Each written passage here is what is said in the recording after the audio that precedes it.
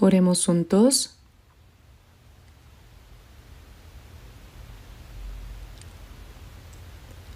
Padre Dios misericordioso que nos amas, nosotros que habíamos caminado alejados de ti y en pecado, y que merecíamos recibir tu ira y juicio, agradecemos la gran gracia compasiva por la cual, cuando no te conocíamos, tú nos amaste primero, y por tu misericordia, nuestro Señor Jesucristo llevó sobre sí mismo la maldición y el juicio que debíamos recibir. Además, con su preciosa sangre derramada, limpió nuestros pecados para siempre y nos salvó para que nunca más recibamos juicio ni destrucción. En este momento, nosotros, redimidos por la preciosa sangre del Señor, nos reunimos ante ti, alabando tu amor y gracia, aprendiendo tu palabra, y te damos gracias por habernos permitido tener comunión en la comunidad santa contigo. Creemos que en este tiempo también estás con nosotros. Te pedimos que observes y cuides a cada uno de nosotros y con tu misericordiosa mano, con tu abundante gracia y tu palabra, nos renueves y nos perfecciones aún más para que el resto de nuestra vida podamos vivir correctamente como hijos dignos tuyos para tu reino y tu gloria. Señor, te pedimos que nos gobiernes y nos guíes. Si entre nosotros todavía hay almas que no haya comprendido verdaderamente tu gran gracia, abre su corazón para que puedan comprender juntos tu amor eterno y tu gran gracia y obtener esperanza en la vida eterna. Y también a aquellos cuyo corazón está siendo probado, los que están enfermos y los que están en diversas debilidades, derrama tu gracia apropiada sobre cada uno para que nadie tropiece.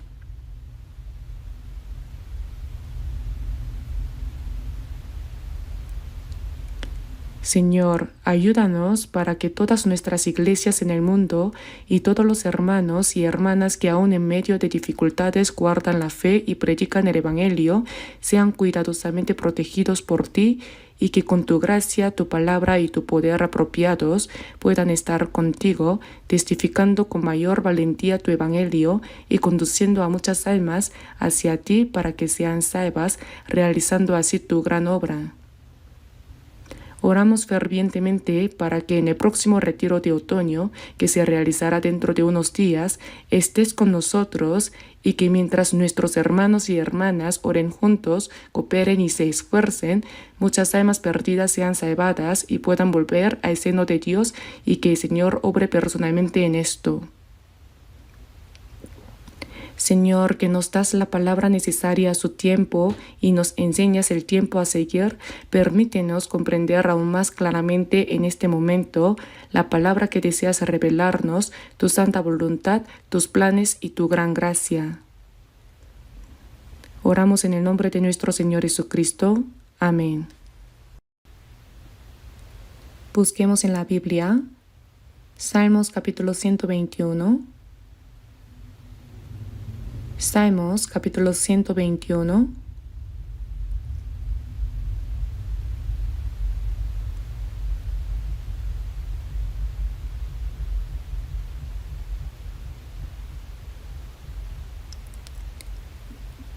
Desde el versículo 1 hasta el 4. Leamos despacio juntos el Salmo capítulo 121, desde el versículo 1 hasta el 4. Alzaré mis ojos a los montes, ¿de dónde vendrá mi socorro? Mi socorro viene de Jehová, que hizo los cielos y la tierra. No dará tu pie al resbaladero, ni se dormirá el que te guarda.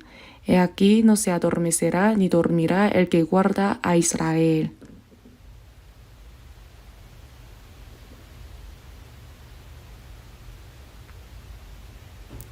Leamos juntos el versículo 8. Jehová guardará tu salida y tu entrada desde ahora y para siempre.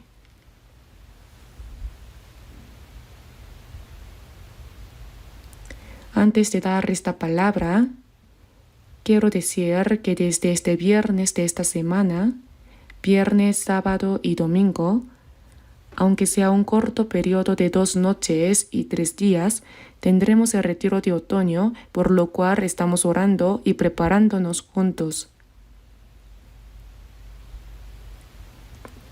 Mas, oh amados, no ignoréis esto, que para con el Señor un día es como 1000 años y 1000 años como un día. Sino que es paciente para con todos, no queriendo que ninguno perezca, sino que todos procedan al arrepentimiento. Es lo que dice en 2 de Pedro capítulo 3.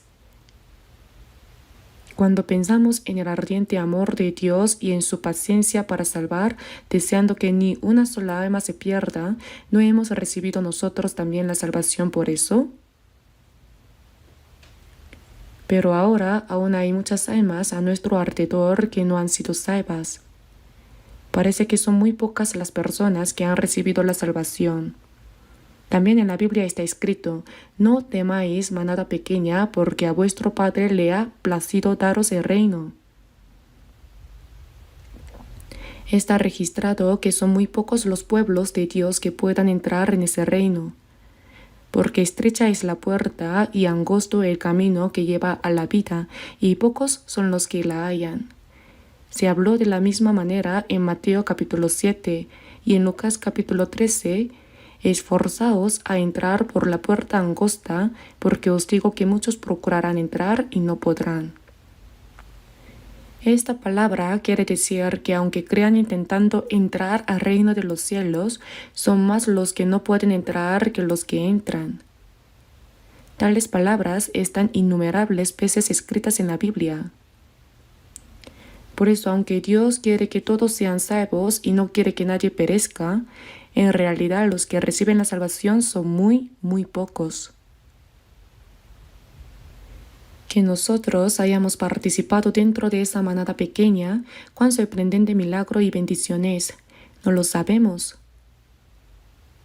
Ahora, los que han recibido la salvación, nosotros somos hijos de Dios y hemos recibido esa gran gracia y bendición de tener la gloriosa esperanza de la vida eterna y de entrar en el reino de los cielos.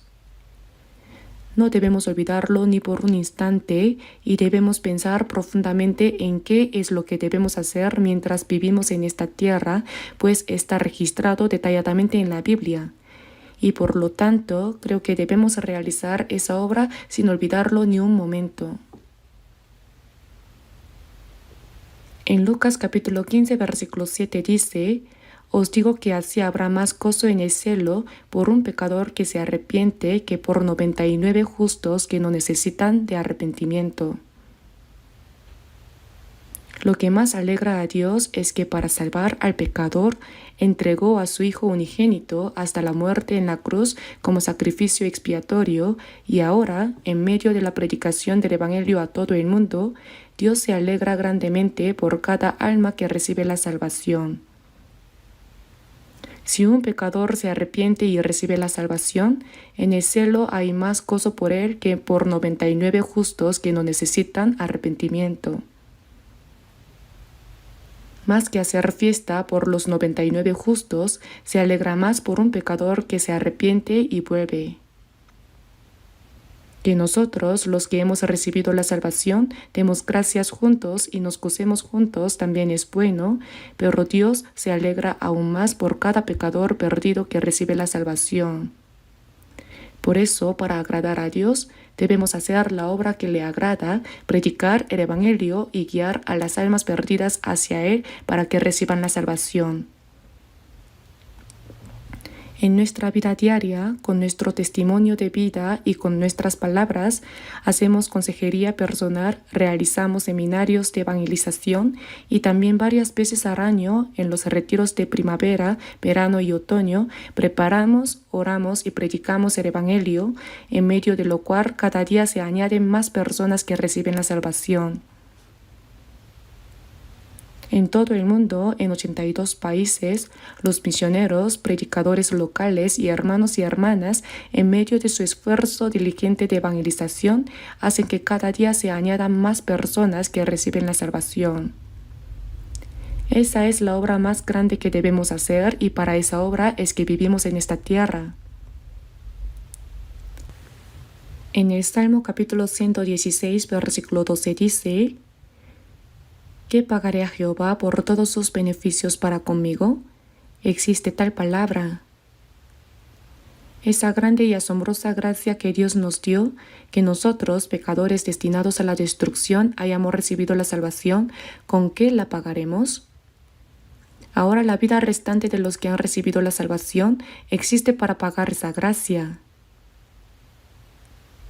¿Cómo la pagaremos? La gracia de que el Hijo unigénito de Dios, para salvar a un pecador como yo, recibió toda la vergüenza y el sufrimiento de la cruz, toda la maldición y el juicio que yo debía recibir, y derramó toda su preciosa sangre para salvarme. Y la gracia de hacernos comprender la gracia de Dios y recibir la salvación, y que mientras vivimos en esta tierra no nos deja como huérfanos, sino que siempre está con nosotros, nos guía hasta el final de nuestra muerte y nos guarda hasta que entremos en el reino de los cielos.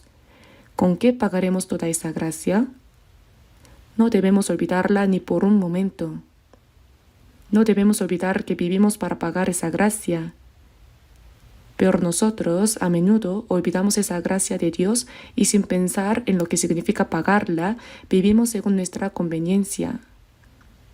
Eso ciertamente es algo que delante de Dios es incorrecto. Por eso, para pagar la gracia de Dios, en verdad, ¿cómo podríamos nosotros pagar esa gran gracia? Hay un himno que dice: la gracia dada por amor no la puedo pagar, pero este corazón débil y este cuerpo vil serán siervos del Señor. No podemos pagarla, pero debemos recompensarla.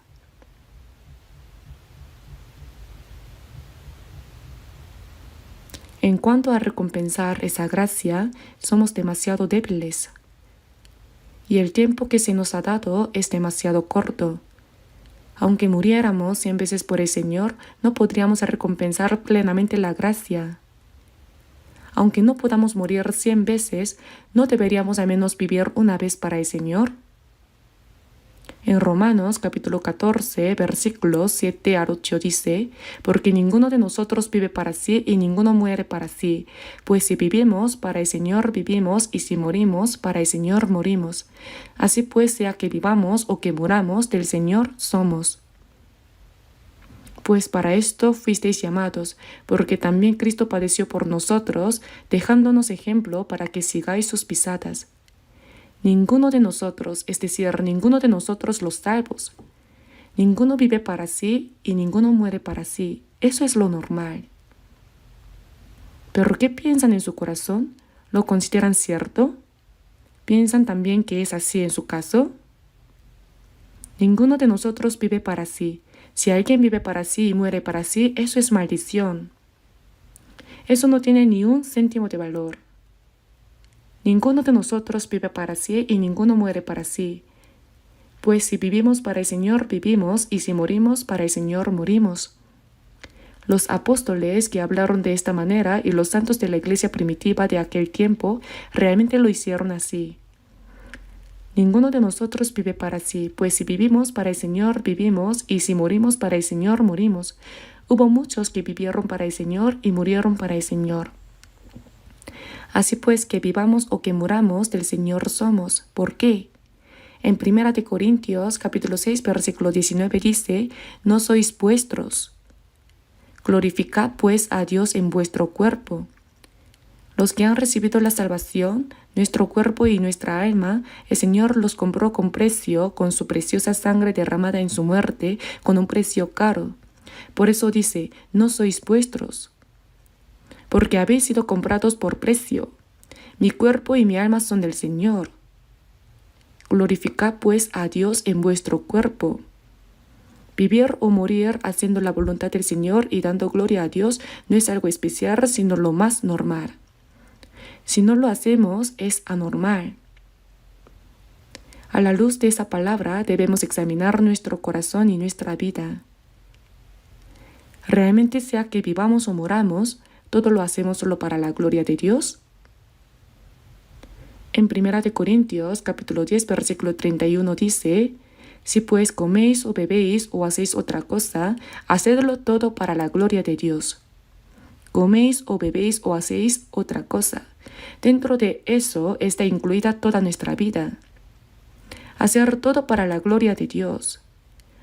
Lo que no es para la gloria de Dios, todo es pecado.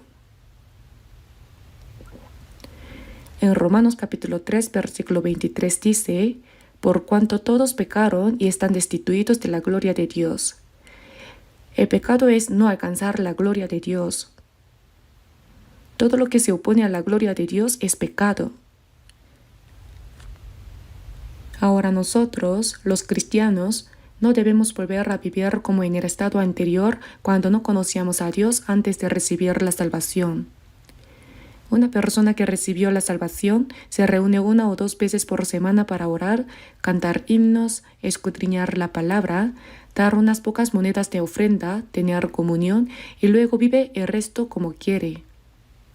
¿Dónde en el mundo existe tal contradicción? No debemos convertirnos en cristianos falsos. Si creemos según la Biblia, debemos vivir según la Biblia para ir al reino de los cielos según la Biblia. Toda nuestra vida debe poder dar testimonio de la fe que hemos recibido. En el calendario bíblico de este mes vi que dice: yo te mostraré mi fe por mis obras. En Santiago capítulo 2 está escrito: tú tienes fe y yo tengo obras. Muéstrame tu fe sin tus obras, y yo te mostraré mi fe por mis obras. ¿Con qué mostrarías tu fe sin obras? Porque como el cuerpo sin espíritu está muerto, así también la fe sin obras está muerta. Es una palabra expresada de manera muy exacta. Si nuestra fe realmente ha establecido una relación correcta con Dios, si es una fe verdadera, si Cristo está en mí, si vivimos juntamente con el Señor, si estamos preparados para recibir al Señor en cualquier momento en que venga, y si tenemos la certeza de que podremos ir y vivir en el cielo eterno, entonces nuestra vida debe ser diferente. Una persona que va al cielo no puede vivir parecida a una persona que va al infierno. Este asunto debemos considerarlo con seriedad. Nuestra vida cristiana no es una vida religiosa. En este mundo hay muchas religiones y la gente practica muy bien su vida religiosa, pero no se trata de eso. También los cristianos, si no tienen cuidado, convierten el cristianismo en una religión y eso está ocurriendo hoy. Pero nosotros los cristianos jamás debemos hacerlo así. Debemos creer verdaderamente en la palabra de la Biblia en nuestro corazón y ponerla en práctica. Tiene que cumplirse en nuestra vida real. Por eso debemos vivir una vida que agrade a Dios. El apóstol Pablo dijo: por tanto procuramos también, o ausentes o presentes, serle agradables. Pablo vivió agradando al Señor hasta ser decapitado por él. Lo que más agrada al Señor es llevar a los pecadores a sus pies para que reciban la salvación. Esa es la obra que más complace a Dios, y eso es precisamente lo que los cristianos podemos y debemos hacer, ¿no es así? En nuestro retiro de otoño también puede haber personas que digan: aunque yo no lo haga, todo sale bien. Los pastores, los predicadores, los ancianos, los diáconos y los hermanos y hermanas más fervorosos ya lo hacen muy bien. No es necesario que yo participe. Claro, aunque uno no lo haga, la obra se lleva a cabo. ¿Pero será esa la actitud correcta delante del Señor? ¿Acaso Dios dice: está bien, como hay muchos que lo hacen, tú ya no lo hagas? No. Más bien debemos tener ese sentido de dueño y pensar: si yo no lo hago, ¿quién lo hará? Eso es lo obvio, ¿verdad?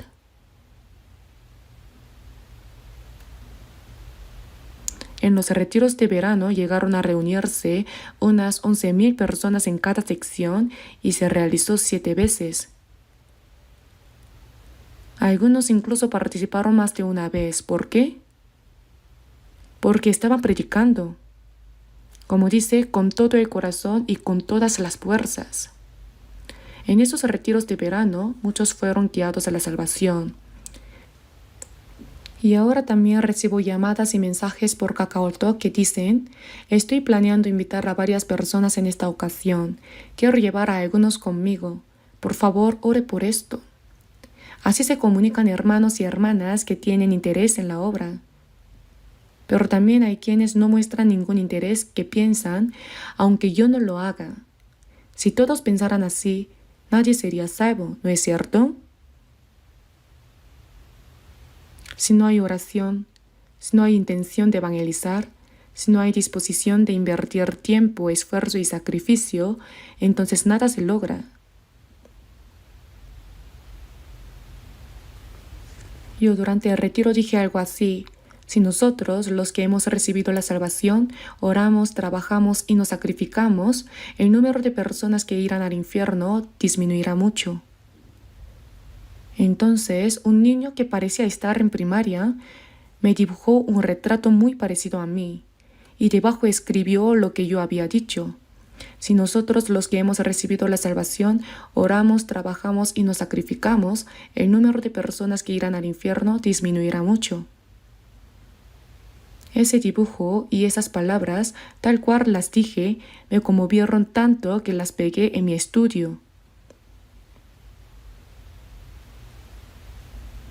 Quité incluso un dibujo mucho más bonito para ponerlo allí.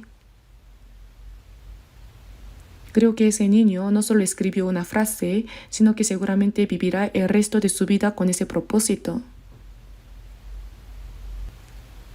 Para que haya menos personas que vayan al infierno, nosotros debemos esforzarnos. En el ejército hay un dicho: si derramas mucho sudor en el entrenamiento, derramarás menos sangre en la guerra, ¿verdad que sí? Así también, aunque en este retiro de otoño no podamos reunirnos tantos como en los de verano, igualmente muchas personas se reunirán para escuchar y anunciar el Evangelio.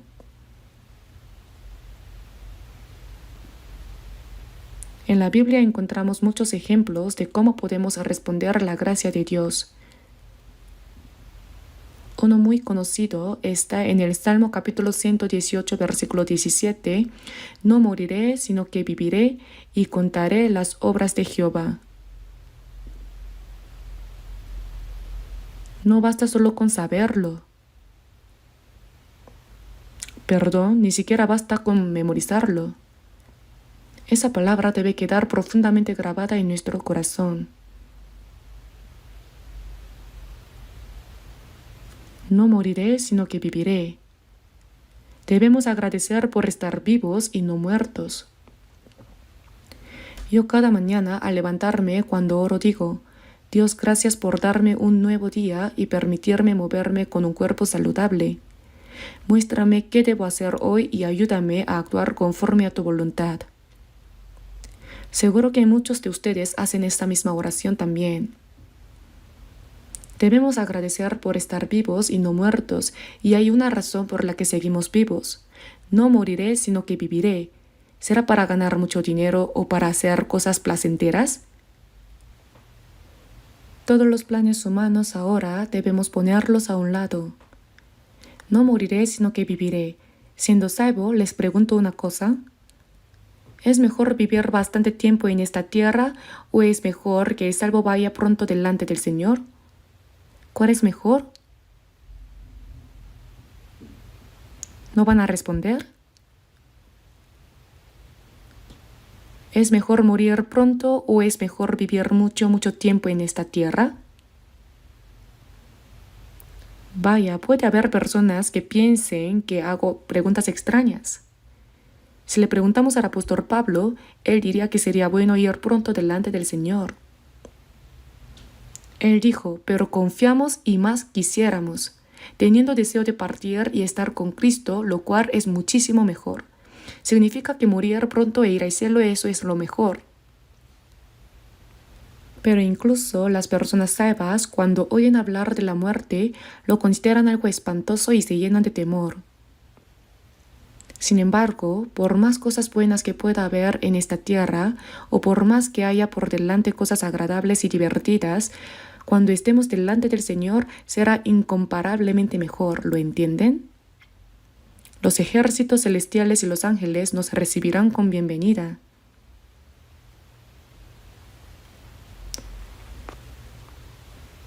Hay un himno que dice, este mundo no es mi hogar. Los ángeles me llaman desde el cielo. Yo no quiero quedarme en esta tierra. Ese himno es divertido. Los ángeles me llaman desde el cielo. Yo no quiero quedarme en esta tierra. A veces cuando sufrimos y nada nos resulta pensamos, ojalá pudiera ir pronto delante del Señor. Pero cuando todo va bien y estamos cómodos, queremos vivir más tiempo. Así piensa toda la gente en el mundo.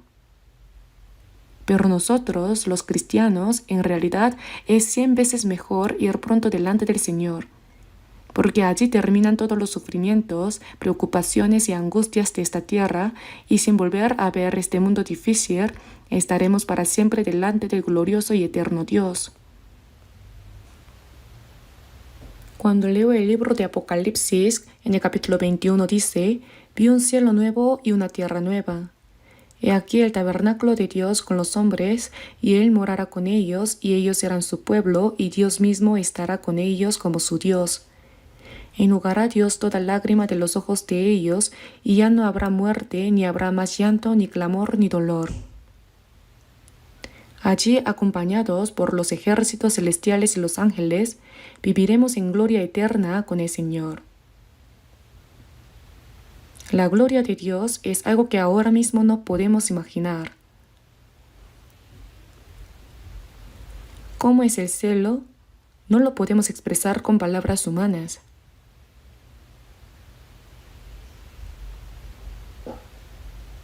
Y los santos que nos precedieron estarán esperándonos allí. Sin embargo, nosotros a menudo nos limitamos a esperar vagamente una vida larga en esta tierra. Pero la vida debe tener un propósito claro. Si tenemos un propósito claro por el cual vivimos, entonces sí tiene sentido vivir más tiempo, ¿verdad? ¿Y cuál es ese propósito? Vivir para el Señor, servirle conforme a su voluntad, anunciar el Evangelio y hacer lo que agrada a Dios. El apóstol Pablo dijo, por tanto procuramos también, o ausentes o presentes, serle agradables, porque es necesario que todos nosotros comparezcamos ante el tribunal de Cristo, para que cada uno reciba según lo que haya hecho mientras estaba en el cuerpo, sea bueno o sea malo. Son palabras de 2 de Corintios, capítulo 5, versículos 9 al 10. Pero cuando el Señor venga, nosotros primeramente estaremos ante el tribunal de Cristo. Es el tiempo de calcular cómo hemos vivido delante del Señor desde el día en que fuimos salvos.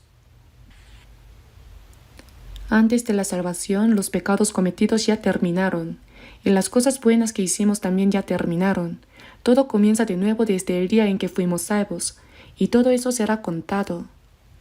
Según lo que haya hecho mientras estaba en el cuerpo, sea bueno o sea malo. Este bien y mal es muy diferente del bien y mal moral. En esta tierra, hacer cosas buenas es lo que llamamos bueno, y hacer cosas malas, perversas, es lo que llamamos malo. Pero cuando estemos delante del Señor, no será una cuestión de ese nivel moral, sino que vivir conforme a la voluntad del Señor es lo bueno y vivir según la propia voluntad es lo malo. Andar según el Espíritu Santo es lo bueno y andar según la carne es lo malo. Debemos pensar en que seremos juzgados según cómo hayamos vivido, sea bueno o sea malo. De todas maneras, de cualquier forma, pronto iremos todos delante del Señor. Algunos pueden ir un poco antes y otros pueden ir después, pero de todos modos no falta mucho para que todos vayamos. El mundo no es un lugar para vivir eternamente. En Hebreos capítulos 11 y 13 está escrito que no tenemos aquí un lugar donde permanecer para siempre. Hay un himno que dice, este mundo es un camino de peregrinos, yo soy tan solo un peregrino. Un peregrino está solo un momento y luego sigue de paso. Ya sea que se hospede en un hotel lujoso o que duerma en una posada barata, al día siguiente tiene que marcharse. Así también nosotros, ya sea que suframos en esta tierra o que vivamos cómodamente, no debemos olvidar que somos peregrinos. Aquí no es un lugar donde vivir mucho tiempo. Nuestro lugar de morada eterno está allá arriba. Lo creemos, pero en la realidad eso no se cumple en nuestra vida diaria y no sé por qué es así. Los santos que fueron antes de nosotros, ellos sí vivieron de esa manera. Por eso lo que quiero decir esta vez es que en este retiro de otoño debemos hacer lo que agrada a Dios. Orar por los pecadores perdidos y de cualquier manera guiarlos para que escuchen la palabra y reciban la salvación. Si los que primero fueron salvos permanecen con la boca cerrada, sin orar y sin tener el corazón para evangelizar, nadie podrá ser salvo. ¿Y cómo creerán en aquel de quien no han oído? ¿Y cómo oirán sin haber quien les predique? ¿Acaso alguno de nosotros recibió la salvación solo porque era inteligente o sagaz? No hay ni uno. Fue porque alguien oró, evangelizó y ayudó para que pudiéramos escuchar la palabra que recibimos la salvación, ¿verdad? Nosotros debemos hacer lo mismo también. Por eso lo que debemos hacer mientras no morimos y seguimos vivos es: no moriré, sino que viviré y contaré las obras de Jehová. Y en el Salmo capítulo 66, versículo 16 dice: Venid, oíd todos los que teméis a Dios, y contaré lo que ha hecho a mi alma. Hay cosas que Dios ha hecho por mi alma, ¿no es cierto?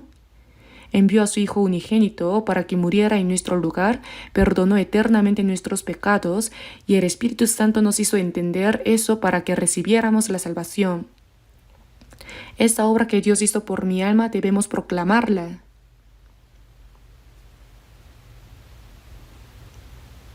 Uno solo se lo guarda para sí mismo, disfrutando, y a lo sumo para su propia familia.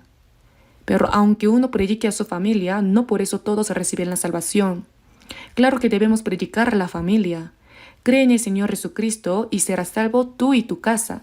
No solo tú, sino tu casa, es decir, tu familia. Esposo, esposa, hijos, hermanos, parientes.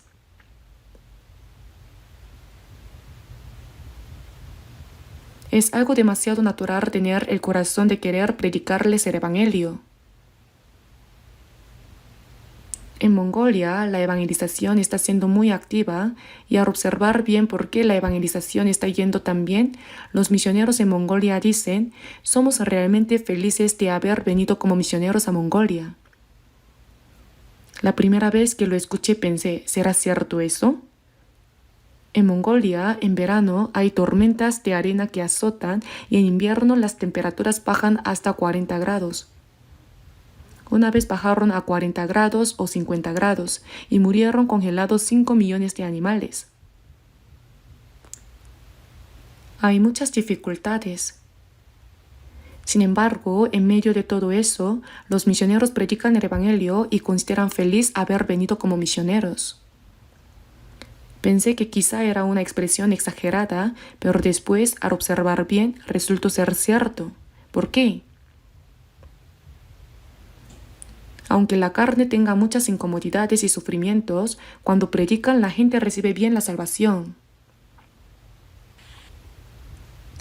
En Mongolia hacen evangelismo en las calles, es decir, van al borde del camino, reparten folletos de predicación y dicen: vamos a realizar un seminario de evangelización, vengan. ¿En Corea vendría gente si lo hiciéramos así? No vienen. Pero los mongoles sí vienen. Son así de sencillos y puros. Y cuando escuchan la palabra, reciben bien la salvación. Una vez salvos, tanto ellos como los coreanos cambian radicalmente. Tienen un afecto humano muy grande. Un misionero nuestro que estaba en Mongolia regresó por un corto tiempo de visita y después de haber pasado allí, apenas llevaba unos días en Corea y ya quería volver rápido. ¿Por qué? Porque los rostros de aquellos hermanos y hermanas le aparecían constantemente en la mente. Aunque en pocos días los volvería a ver, incluso fueron hasta el aeropuerto a despedirlo agitando las manos y deseándole buen viaje. Por eso quería regresar rápido. Son personas de mucho afecto humano. Y cuando los mongoles reciben la salvación, quieren predicar a sus familiares y parientes lejanos. Entonces llevan a un pastor con ellos y van a predicar. Y así las iglesias van naciendo solas. Cuando alguien recibe la salvación, en su entorno aparece otra persona que recibe la salvación. Y así nace una iglesia y otra iglesia y otra iglesia. Y serás salvo tú y tu casa. Si yo soy salvo, también mi familia será salva. Sin embargo, hay personas que se esfuerzan por predicar a su familia, pero muestran poco interés por los demás. Eso también está muy equivocado. Perdóneme que lo diga, pero mientras vivimos en esta tierra, tenemos familia y parientes, sí. Sin embargo, delante del Señor todo ese afecto humano desaparecerá. Para Dios, que se salve mi familia o que se salve otra persona es lo mismo. Mientras estamos en este mundo, es natural que uno sienta un afecto especial hacia su propia familia, y eso es obvio. Pero que alguien ponga tanto empeño y cariño en evangelizar solo a su familia y en cambio muestre indiferencia hacia otras personas que no tienen relación con él, eso tampoco es correcto delante de Dios.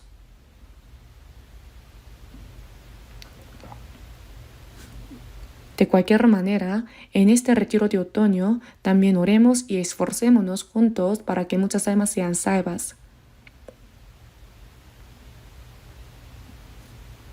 Veamos un versículo de la Biblia, Isaías capítulo 12. Isaías capítulo 12.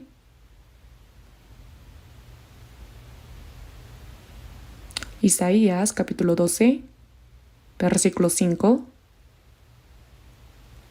Leamos juntos. Cantad salmos a Jehová porque ha hecho cosas magníficas. Se ha sabido esto por toda la tierra. Cantad salmos a Jehová porque ha hecho cosas magníficas. ¿Por qué debemos alabar la gracia y la gloria de Dios? Porque Él ha hecho cosas magníficas. ¿Y cuál es esa cosa magnífica? ¿Acaso hay algo más magnífico que salvar a un pecador destinado al infierno? La Biblia lo llama cosas magníficas. Se ha sabido esto por toda la tierra. Eso tenemos que anunciarlo todo el mundo. Las cosas magníficas que Dios ha hecho. Así que también en esta ocasión debemos orar juntos, apartar tiempo, hacer planes, invitar a las personas que están a nuestro alrededor para que muchos reciban la salvación.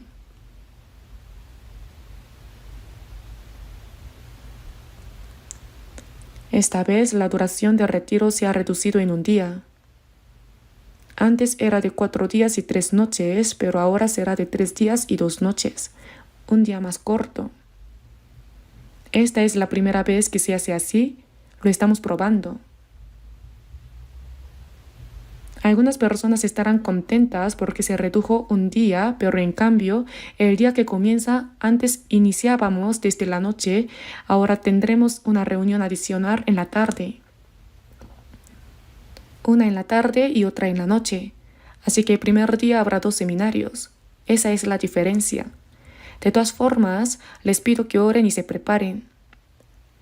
Así, del 26 al 28 de septiembre, viernes, sábado y domingo, aunque esta vez sea un periodo más corto, oremos y trabajemos juntos para que muchas personas reciban la salvación. Con esto les he dicho lo suficiente y ahora volveremos a leer el versículo bíblico que leímos antes. Salmos capítulo 121.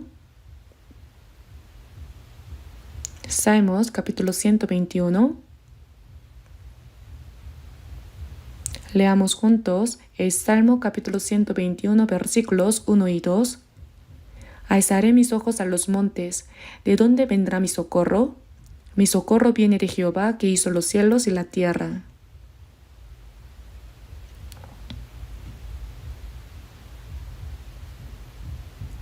Este versículo nos da una gran conmoción. Alzaré mis ojos a los montes. ¿Qué hay que ver en los montes?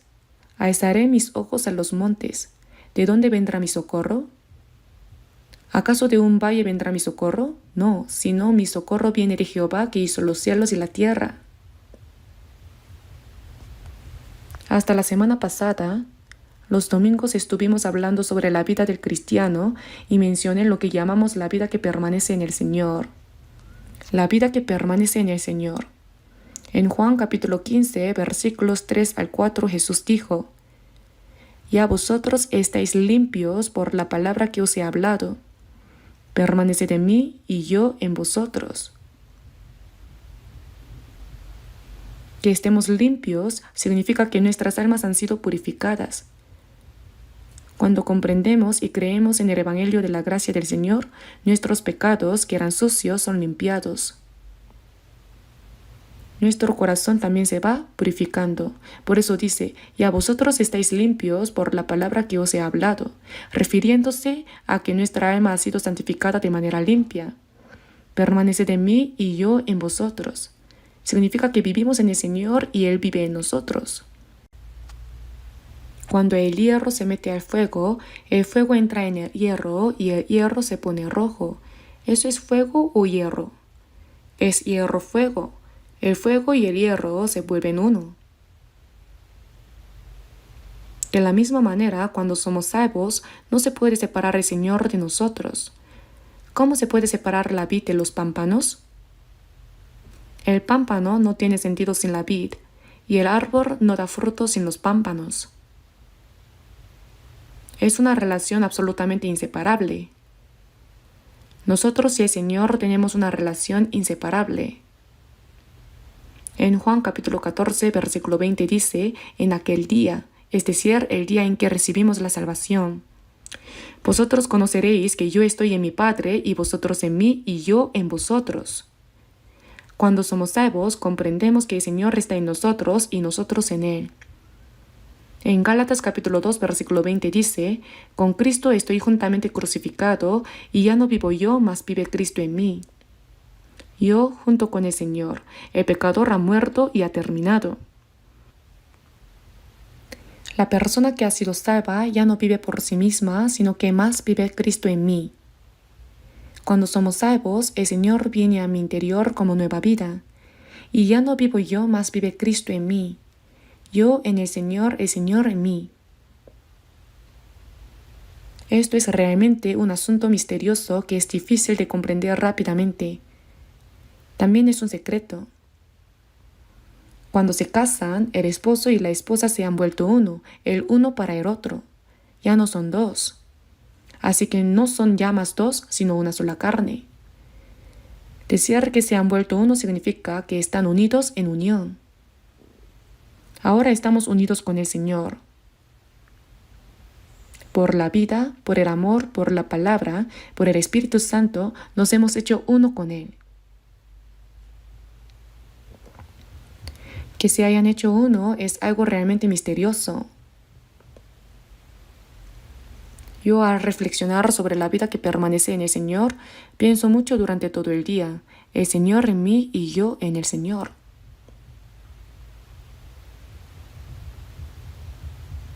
No podemos separarnos del Señor.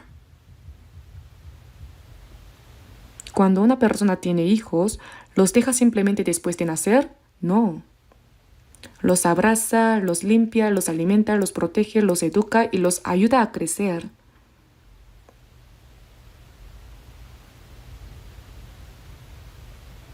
Si tengo tiempo, veo un programa llamado El Reino Animal, y los animales también aman mucho a sus crías.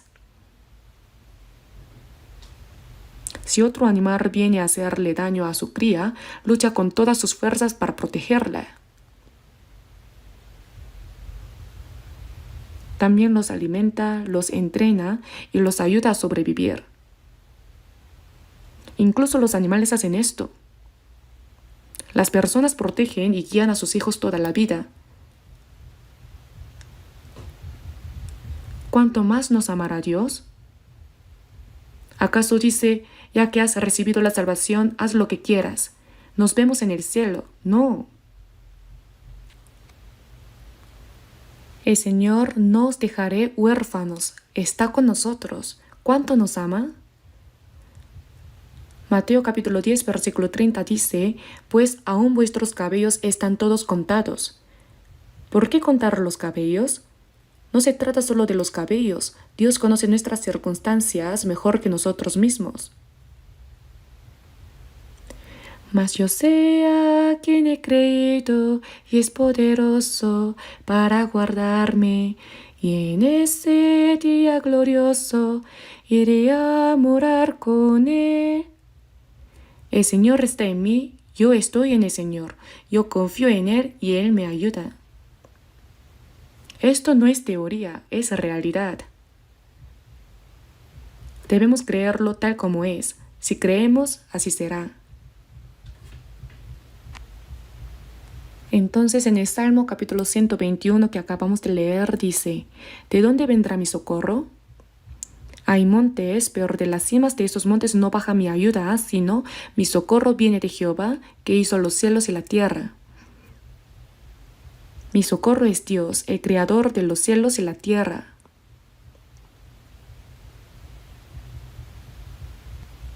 En el Salmo capítulo 121, versículo 3 dice, no dará tu pie al resbaladero, ni se dormirá el que te guarda. Él nos sostiene para que no resbalemos, y ni se dormirá el que te guarda. He aquí no se adormecerá ni dormirá el que guarda a Israel.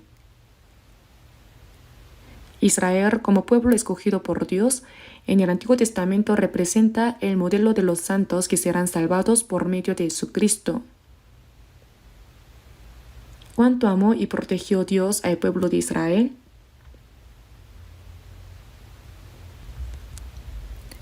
Por eso, he aquí, no se adormecerá ni dormirá el que guarda a Israel. Aquel que nos guarda, Dios no se adormecerá ni dormirá. Pero nosotros debemos creer en esta palabra del Señor.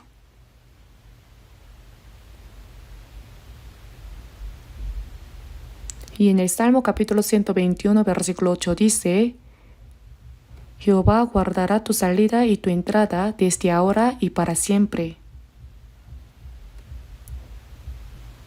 Que guarde nuestra salida y entrada desde ahora y para siempre significa que guarda todo de nuestra vida, al entrar y al salir.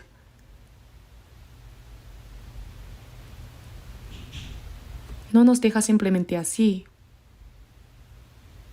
Todo lo que hacemos bien o mal, Él lo ve.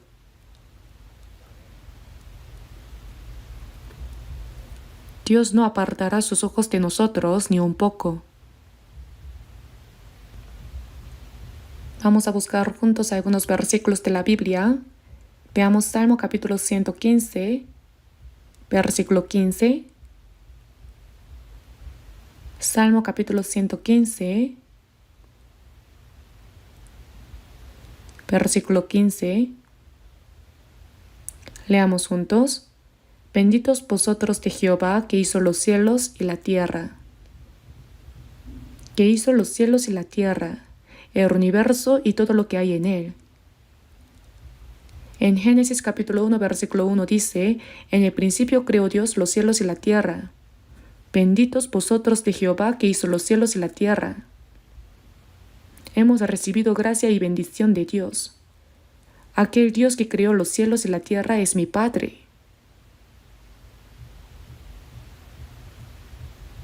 Esto no es un cuento de hadas, sino realidad. Es la palabra de Dios. Estar en el Señor significa estar bajo la promesa absoluta del Señor, bajo su vida, su amor, su protección, su cuidado y su gobierno.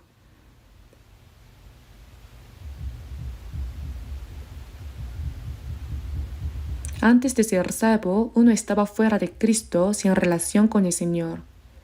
Al ser salvo, uno entra en la promesa de Dios. No se puede medir cuán grande es esa bendición. He visto en el reino animal, todos lo sabrán.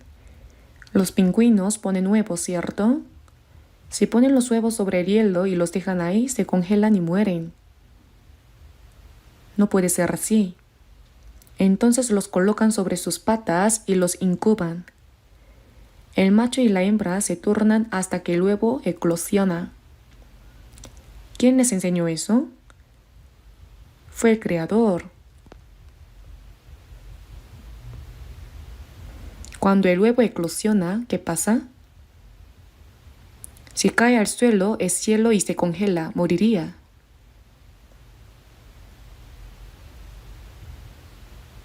Entonces el macho lo coloca sobre sus patas y lo mantiene caliente sin comer ni ir a ningún lado. La hembra va para ganar dinero. Va al mar a buscar comida, come mucho y luego regresa para vomitarla y alimentar al polluelo. Hay miles o decenas de miles de pingüinos. ¿Cómo encuentran a su propio hijo? Eso también es un misterio. Ya sea por el olor o por el sonido, encuentran increíblemente a su propio polluelo y se turnan con el padre pingüino en la tarea. Después el padre va a buscar comida al mar, la captura, regresa y vomita para alimentar al polluelo.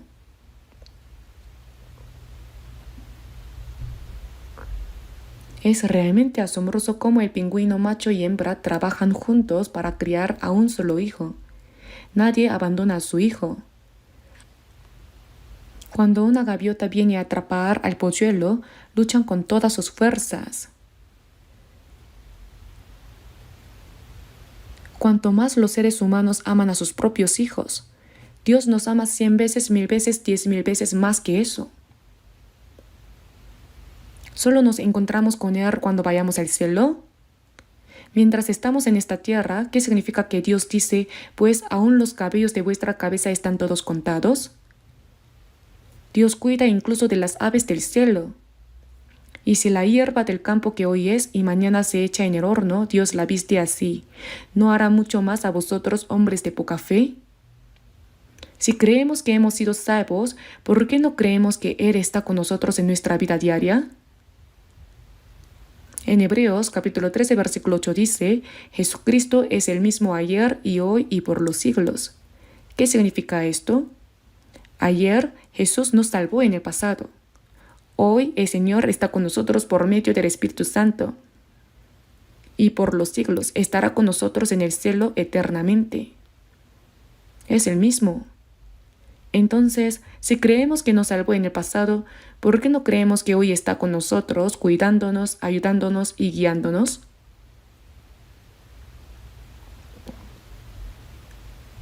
¿Por qué ante una pequeña dificultad nos decepcionamos, nos desanimamos, nos preocupamos y no sabemos qué hacer?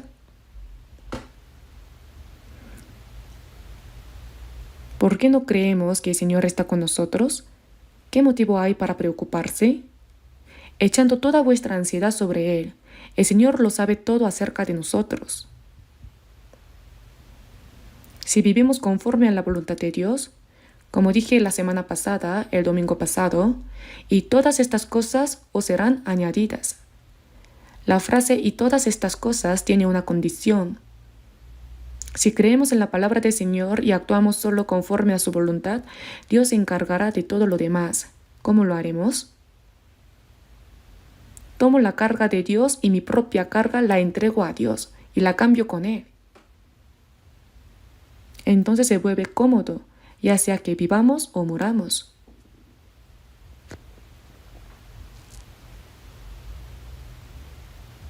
Por eso somos personas bendecidas por el Dios que creó los cielos y la tierra.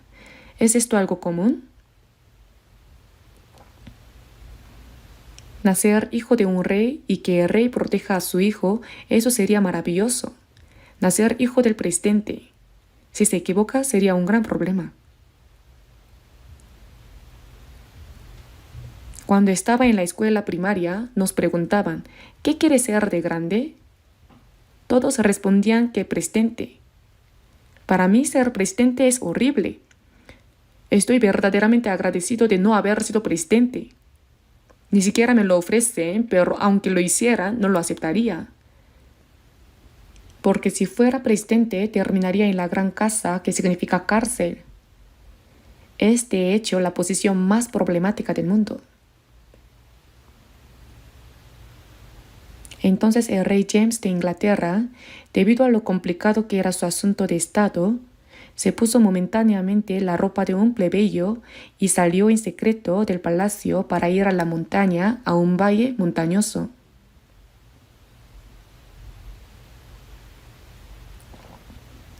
Mientras caminaba, escuchó una canción muy alegre. Al acercarse, vio a un anciano girando un molino de agua y cantando con entusiasmo.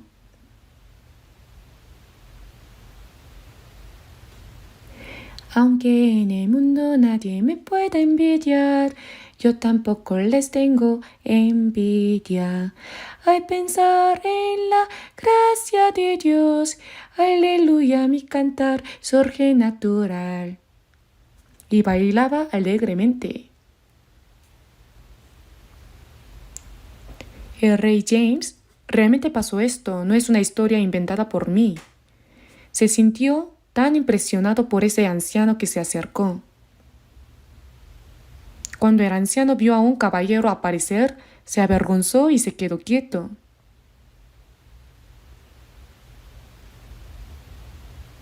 Entonces el rey James le preguntó. Incluso el anciano no sabía que era un rey. El rey preguntó, «Abuelo, canta muy bien». «Oh, yo no canto bien. Simplemente canto porque mi corazón está lleno de alegría y gratitud». «¿Qué te hace tan alegre y agradecido?» «Al pensar en el amor y la gracia de Dios, me siento tan agradecido y feliz que el canto surge naturalmente».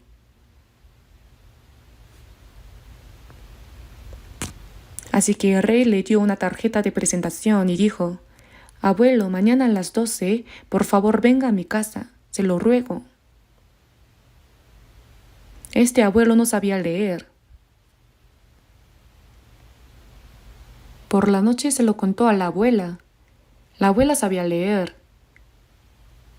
El abuelo dijo, «Un caballero me elogió por cómo canté». Entonces el abuelo le explicó, «No, ese caballero es el rey de nuestro país, el rey James. ¿Acaso no te equivocaste delante de él?» «No, solo canté la canción y él dijo que lo hice bien». Respondí que estaba tan contento y agradecido por la gracia de Dios que cante así, nada más. Pero como lo dijo el rey, no podían oír. Así que se vistió limpio, aunque seguía con ropa de pueblo, y fue a las 12. Y cuando llegó al palacio del rey, el rey James había reunido a sus ministros y estaba esperando. Salió corriendo a recibir al abuelo con entusiasmo. El abuelo se sorprendió mucho. Nunca había visto algo así. «Abuelo, tengo un favor que pedirte. Por favor, cante la canción que cantó ayer aquí». «Oh, ¿qué canción voy a cantar? Por favor, canta sin falta». Entonces el abuelo calmó su corazón y comenzó a cantar. «Aunque en el mundo nadie me pueda envidiar, yo tampoco les tengo envidia. Al pensar en la gracia de Dios, aleluya, mi cantar surge naturalmente». Cuando el abuelo cantó, el rey dijo, «Lo hace muy bien, pero ahora cántelo con la letra modificada así. Aunque la gente del mundo no me envidie, el rey James de Inglaterra me envidia». Al pensar en el amor de la cruz, aleluya, mi cantar surge naturalmente. El rey quería que se incluyera lo de el rey James me envidia. «Ay, ¿cómo puede ser posible que el rey me envidie?», dijo el abuelo. «No, de todas formas cántelo», respondió el rey. Así que el abuelo calmó su corazón y cantó de esa manera. Entonces el rey dijo, «Yo te envidio mucho, abuelo». Él estaba en el trono de rey y tenía muchos problemas, asuntos del gobierno que lo agobiaban. Luego dijo, «Yo también creeré en el Jesús que este abuelo cree». Así fue como el rey James se convirtió en cristiano. Se piensa que la versión de la Biblia conocida como versión King James es de ese mismo rey James. De todas formas, esta es una historia que escuché hace mucho tiempo y la recuerdo vívidamente. En fin, nosotros, los que hemos sido salvados, nos regocijamos y damos gracias por la vida eterna, el amor de Dios y la esperanza. Somos personas bendecidas por el Dios que creó los cielos y la tierra. ¿Qué gran bendición es esta?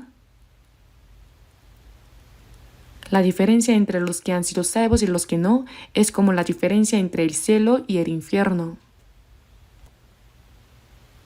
Ahora busquemos el Salmo capítulo 34. Salmos capítulo 34, versículo 9.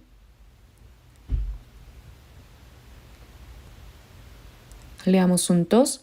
Temed a Jehová vosotros sus santos, pues nada falta a los que le temen.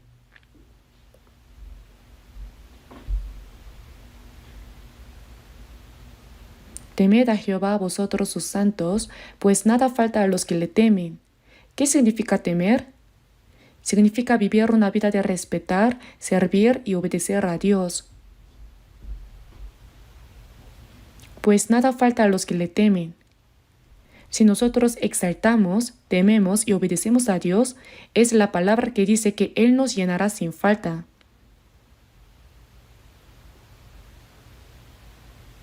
La vez pasada aprendimos.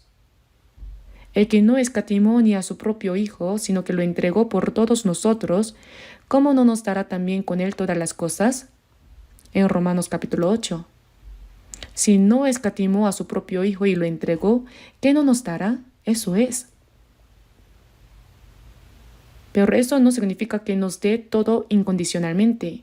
Nos da según nuestra fe, nos da según nuestra obediencia.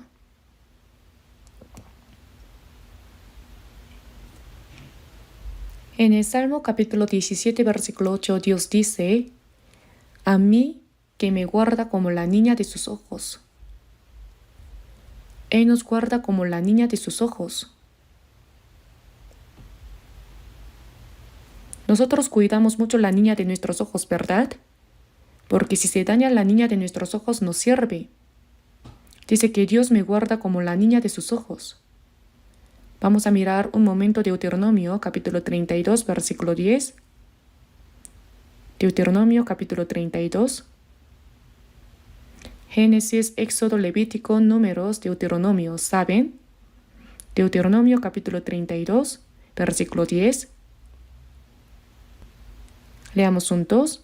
Le halló en tierra de desierto y en yermo de horrible soledad. Lo trajo alrededor, lo instruyó, lo guardó como a la niña de su ojo. Se refiere a sacar al pueblo de Israel de Egipto y vivir 40 años en el desierto. Son palabras registradas por Moisés.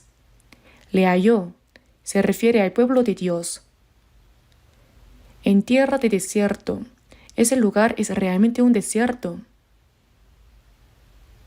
Hay bestias y es muy difícil de vivir allí. En tierra de desierto y en yermo de horrible soledad. En ese desierto hay bestias feroces. Por eso Dios los protegió y los instruyó y los guardó.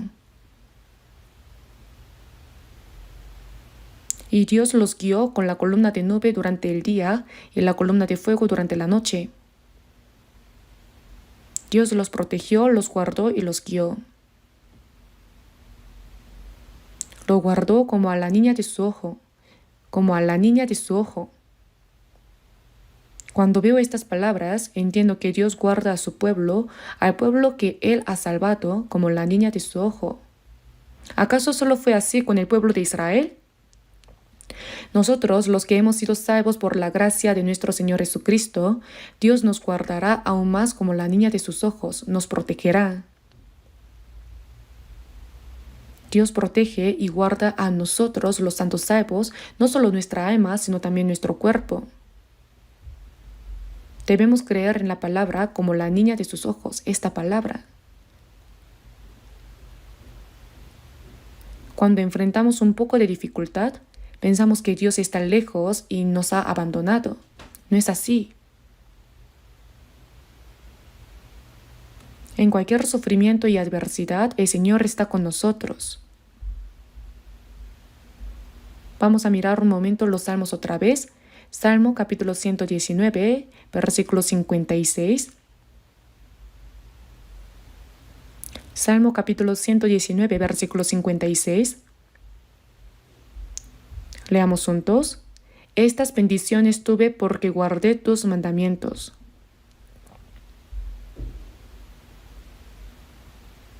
Reflexionen bien sobre estas palabras, qué significan. Estas bendiciones, en otras palabras, mi posesión, mi posesión. ¿Cuántas casas tengo? ¿Cuánta tierra? ¿Cuánto dinero en el banco? ¿Qué cosas tengo? Uno piensa que eso es su posesión, ¿verdad? Pero aquí el autor del Salmo, el Salmo capítulo 119 fue escrito por David, dice: estas bendiciones tuve porque guardé tus mandamientos.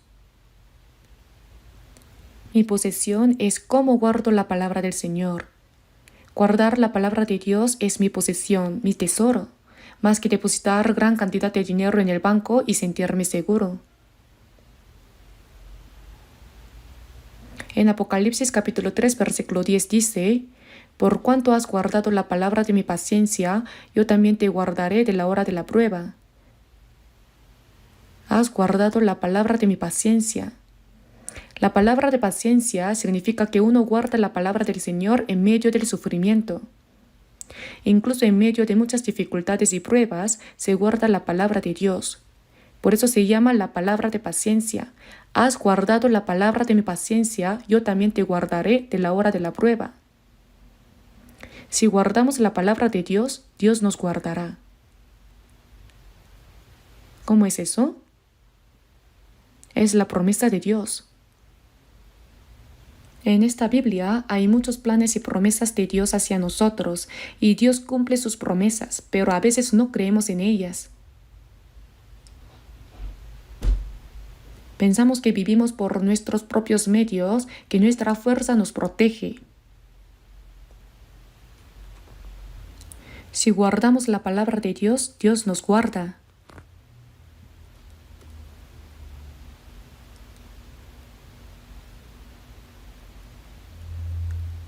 Vamos a mirar un momento el Salmo capítulo 31.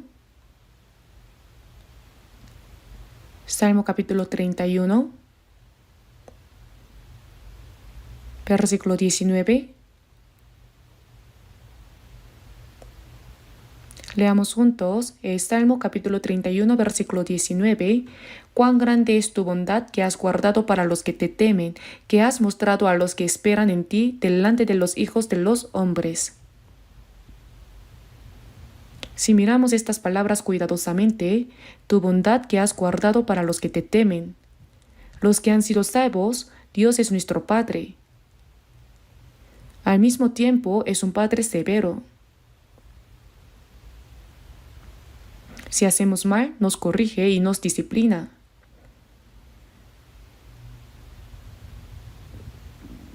Por eso la persona que realmente sirve al Señor teme a Dios. Tu bondad que has guardado para los que te temen, que has guardado, como si pusiera mucho en un almacén.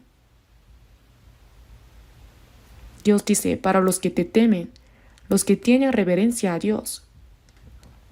Él acumuló gracia para darles. ¿Solo la acumula?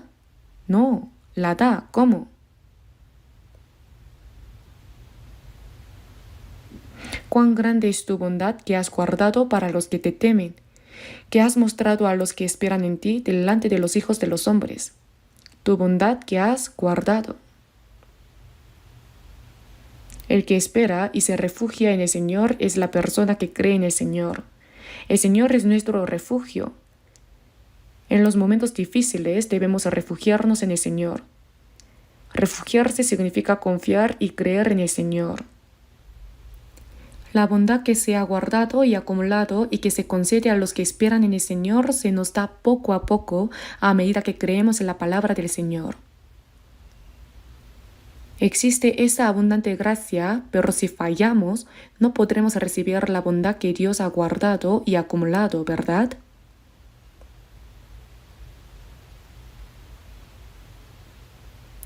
Ahora Dios nos concede la bondad que ha guardado.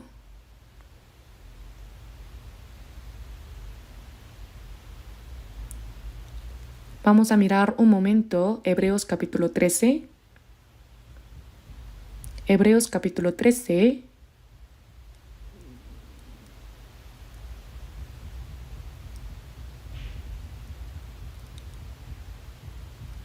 Capítulo 13, versículos 5 al 6, leamos juntos. Sean vuestras costumbres sin avaricia, contentos con lo que tenéis ahora, porque Él dijo, no te desampararé ni te dejaré. De manera que podemos decir confiadamente, el Señor es mi ayudador, no temeré lo que me pueda hacer el hombre.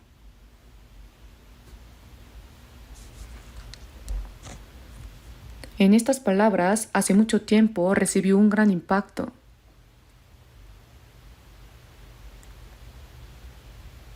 Sean vuestras costumbres sin avaricia, contentos con lo que tenéis ahora. En 1 de Timoteo capítulo 6 dice, porque nada hemos traído a este mundo y sin duda nada podremos sacar, así que teniendo sustento y abrigo, estemos contentos con esto. Si tenemos que comer y que vestir, eso es lo que Dios nos da y debemos estar satisfechos con ello completamente. Decir no ames el dinero significa que si tenemos apego al dinero y acumulamos mucho, pensamos que eso nos protege, que el dinero nos guarda, nos hace felices y asegura nuestro futuro.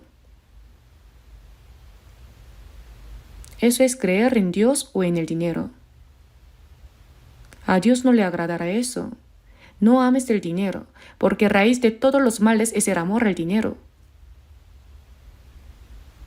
Contentaos con lo que tenéis ahora. No importa cuánto tengamos, eso nos lo dio el Señor, así que debemos estar satisfechos con ello. Porque Él dijo, Dios mismo dijo, no te desampararé ni te dejaré. Si Dios no nos desampara ni nos deja, ¿de qué hay que preocuparse? Aunque seamos pobres o ricos. Por eso hay un himno que dice, Jesús mi Señor, ven a mi corazón, con solo el Señor me basta. Si el Señor está con nosotros, eso es suficiente. El apóstol Pablo estaba desnudo, hambriento, sin dormir, sin comer, pasando frío, temblando y recibiendo azotes innumerables.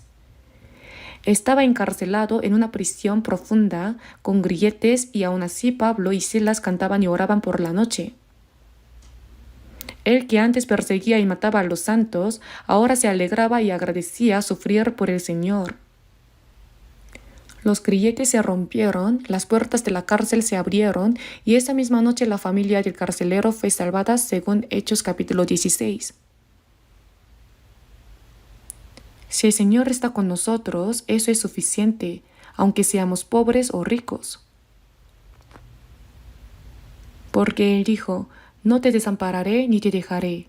Nos ha prometido que no nos desamparará ni nos dejará. Si hay un poco de dificultad, los israelitas en el desierto, cuando había un poco de dificultad, le decían a Moisés, ¿no sacaste para matarnos? Bueno, aún así, cuando estábamos en Egipto como esclavos, podíamos comer cebollas, podíamos obtener caldo de carne, comer ajo, pero aquí no hay nada. ¿No sacaste para matarnos?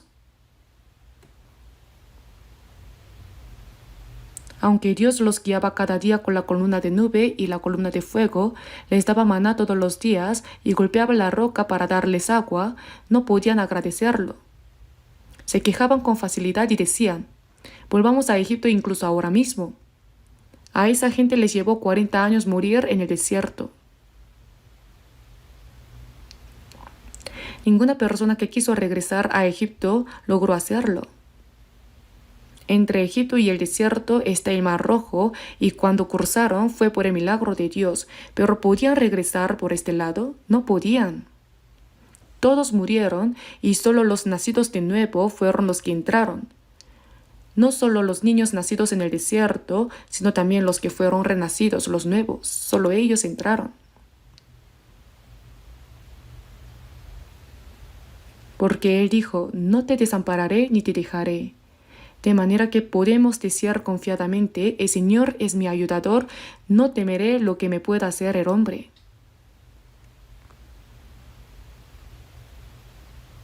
Yo cuando veo estas palabras pienso, el Señor es mi ayudador. A veces doy ese testimonio, solo yo con un libro de la Biblia en la mano.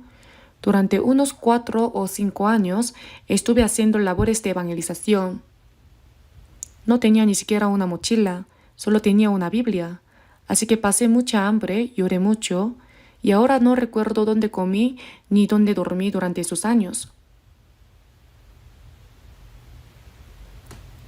Durante ese tiempo, en Dongducheon construimos una pequeña iglesia con ladrillos de barro.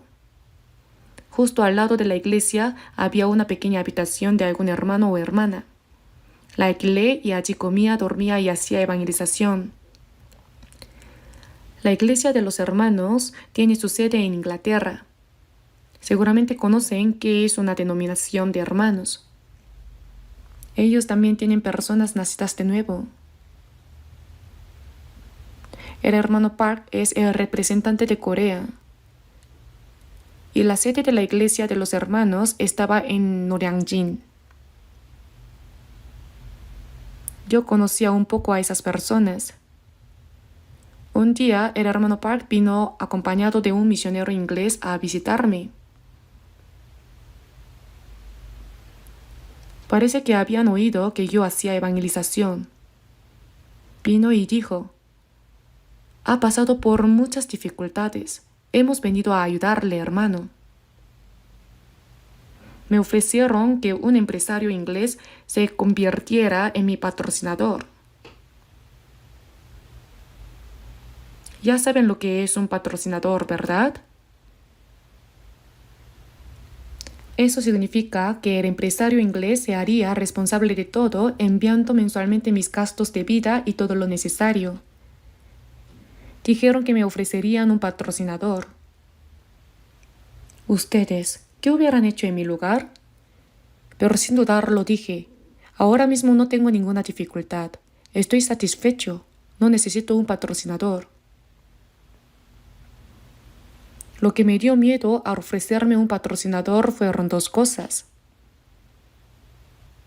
Primero, aunque estaba pasando dificultades, los hermanos y hermanas me estaban ayudando y sufriendo junto conmigo.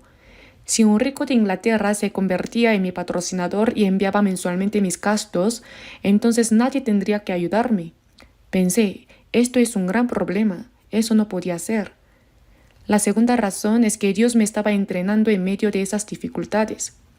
Yo estaba en un periodo de entrenamiento y si alguien se hiciera responsable de mi vida, no sería Dios quien me ayudara, sino esa persona.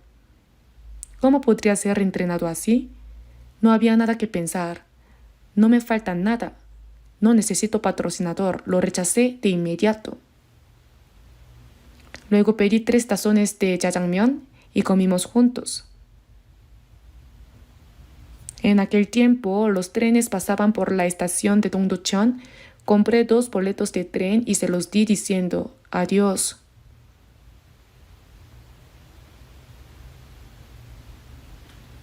El hermano Park vino a ayudarme y como lo rechacé de golpe, se sintió un poco dolido y luego dijo que le entristeció mucho. No, no era así. Después de rechazarlo, mi corazón se sintió increíblemente libre y triunfante. He ganado yo. Gané luchando contra mí mismo. Esto no es inventado, es experiencia real. El Señor es mi ayudador, no temeré. No tengo miedo ni preocupación. El Señor es quien me ayuda. Si vivo para el Señor, Él se hará responsable de todo lo mío. ¿Por qué no necesitaría a alguien más hacerlo? No importa a través de quién Dios me ayude, Él lo hará. Cuando Elías estaba escondido junto al arroyo de Kerit durante la sequía y estaba en peligro de muerte, los cuervos le traían pan y carne por la mañana y por la tarde. Él comía eso y bebía del arroyo de Kerit. Pero el agua del arroyo se fue agotando poco a poco hasta que ya no quedaba agua. Entonces se fue a otro lugar en Israel y encontró a una viuda recogiendo leña.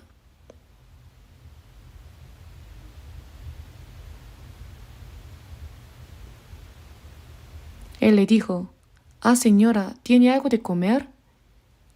Ella respondió: «¿Dónde vamos a tener algo de comer? Solo tenemos un poco de harina y aceite en nuestra casa y tengo a mi hijo. Con eso vamos a preparar el último alimento y vamos a morir».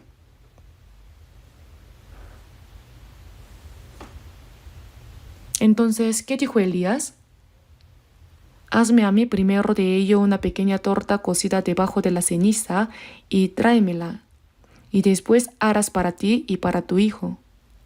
No, era como llevarse hasta el último pedacito. La viuda iba a comer eso con su hijo como su última comida antes de morir, pero Elías le pidió que primero se lo diera a él. Pero no terminó ahí.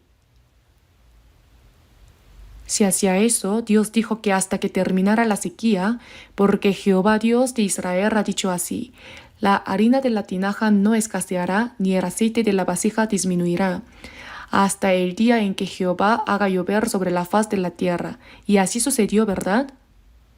Hermanos, les cuento esto para mostrar que cuando hacemos la obra del Señor, Él se hace responsable de todo. ¿A través de quién? Aunque nadie nos dé, Dios nos alimenta incluso por medio de los cuervos. ¿Acaso nos dejará morir? ¿Creen que si vivo para el Señor, Él me dejará hasta morir? No, no es así. Cuando yo iba solo a evangelizar, pasé muchas dificultades, pero no morí. Pasé hambre y lloré mucho, pero no saben cuán agradecido estoy. Dios me entrenó. Nadie me obligó. En todo caso, el Señor es mi ayudador, no temeré. Vamos a mirar un poco más la Biblia. Veamos Isaías capítulo 41. Isaías capítulo 41.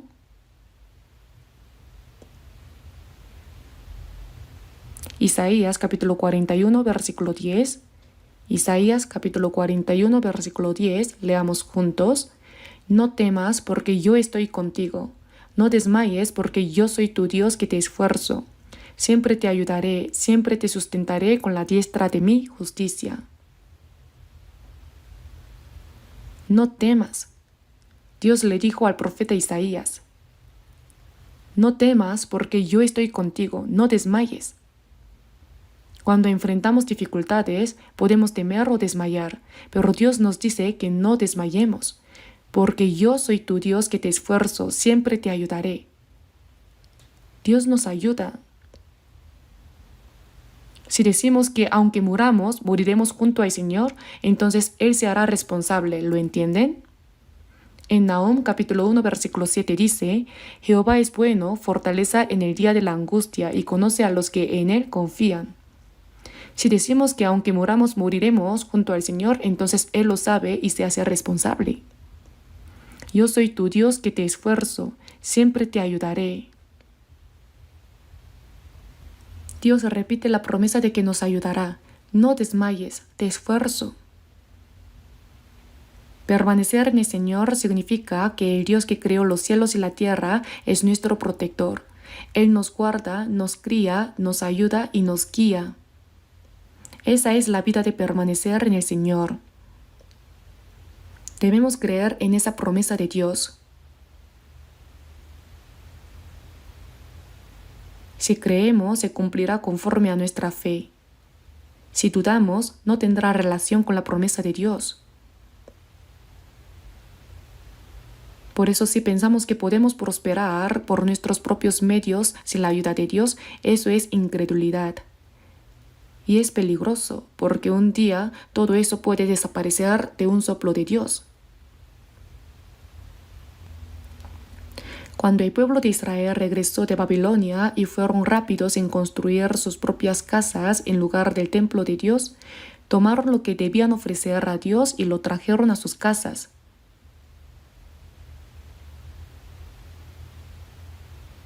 Dios lo sopló. Cuando Dios sopla, todo desaparece.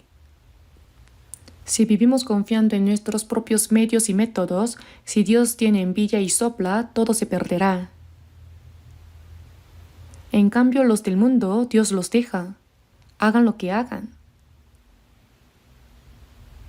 Los impíos pasan sus días en prosperidad y en paz descienden al sol, como dice Job capítulo 21. Pero a los que han sido salvos, Dios no los deja así.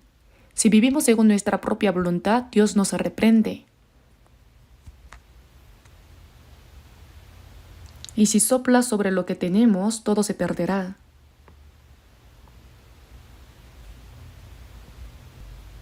En Proverbios capítulo 23 dice: ¿Has de poner tus ojos en las riquezas siendo ningunas? Porque se harán alas como alas de águila y volarán al cielo. No intentes acumular riquezas, eso es lo que dice. Las riquezas tienen alas y se van volando. Entonces uno se pregunta, ¿no podemos evitar que se vuelen?